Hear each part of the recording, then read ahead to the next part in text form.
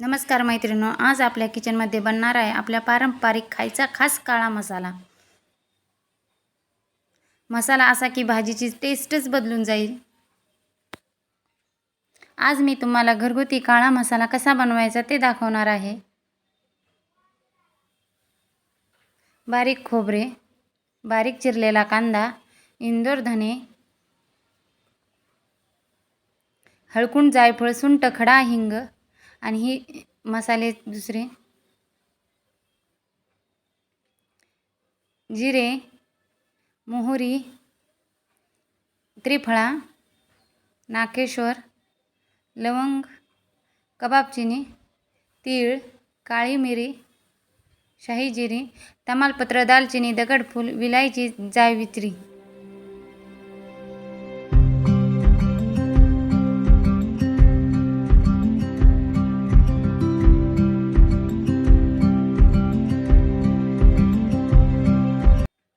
आपण गॅसवर कढई ठेवून बारीक चिरलेला कांदा शिजून घेऊ। भाजलेला कांदा मसाला खास गावाकडची चव देतो बरं का।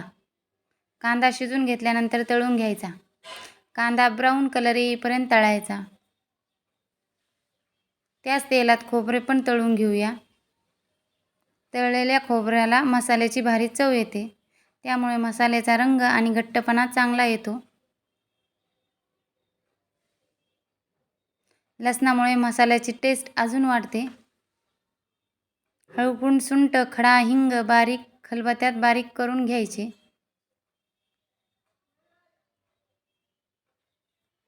एकदम बारीक नाही करायचे। तोपर्यंत तेल गरम करून घ्यायचं। बारीक मसाले भाजेपर्यंत तेल चांगलं थंड होतं।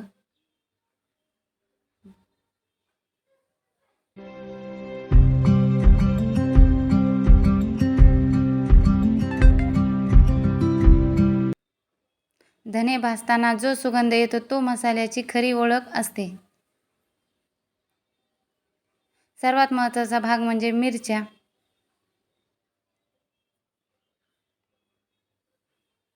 काश्मीरी मिरचीमुळे मसाल्याला रंग लाल सुंदर येतो। ही मिरची जास्त तिखट नसते म्हणून चव संतुलित राहते। शंकेश्वरी मिरची तिच्या खास रंग आणि चवीसाठी ओळखली जाते। या मिरचीमुळे मसाल्याला सुंदर लाल रंग येतो आणि हलका झणझणीतपणा पण मिळतो। लवंगी मिरची तिखट चव देते। या मिरचीचा सुगंध ही खूप खास असतो। मिरची भाजताना गॅस कमी ठेवायचा, नाहीतर मिरची पटकन काळ्या होतात। आता आपण हे मसाले कमी गॅसवर भाजून घेऊ। मसाले व्यवस्थित भाजले की त्याचा सुगंध अजून छान येतो। सर्वप्रथम तीळ, खसखस भाजून घेऊया।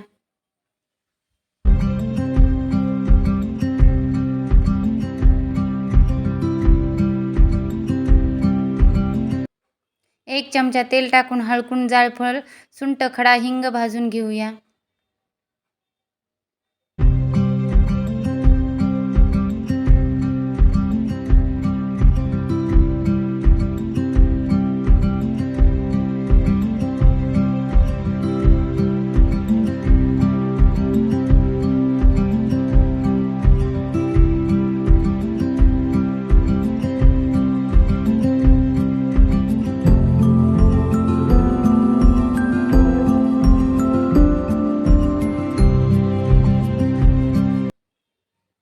आपण जे खडे मसाले घेतले होते त्यातले निम्मे मसाले कच्चे टाकणार आहोत।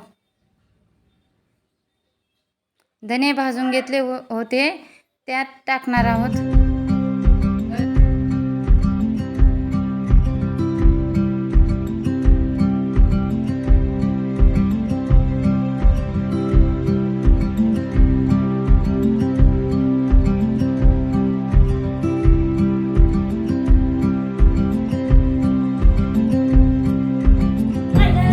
आता मसाले भाजून घेऊन तमालपत्र छान भाजायचे।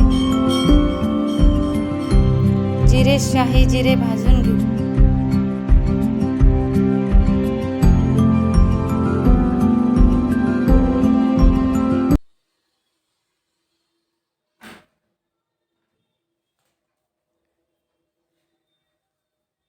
मोहरी भाजून घेऊया. काळी मिरी देखील भाजून घेऊया. त्यानंतर कबाबचीनी लवंग भाजून घेऊया.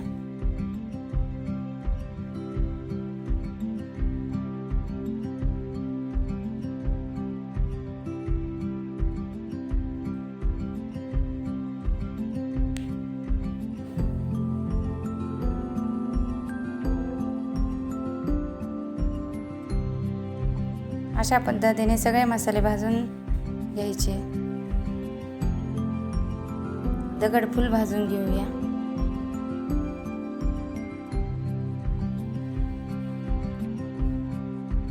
त्यानंतर मसाला, वेलची आणि हिरवी विलायची तळून घेऊया.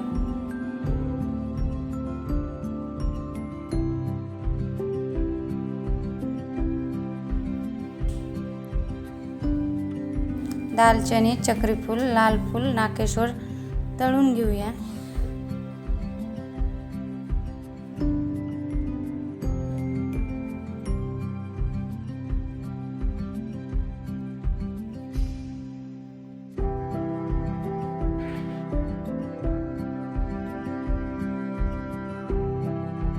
आपले मसाले आता भाजून झालेले आहेत.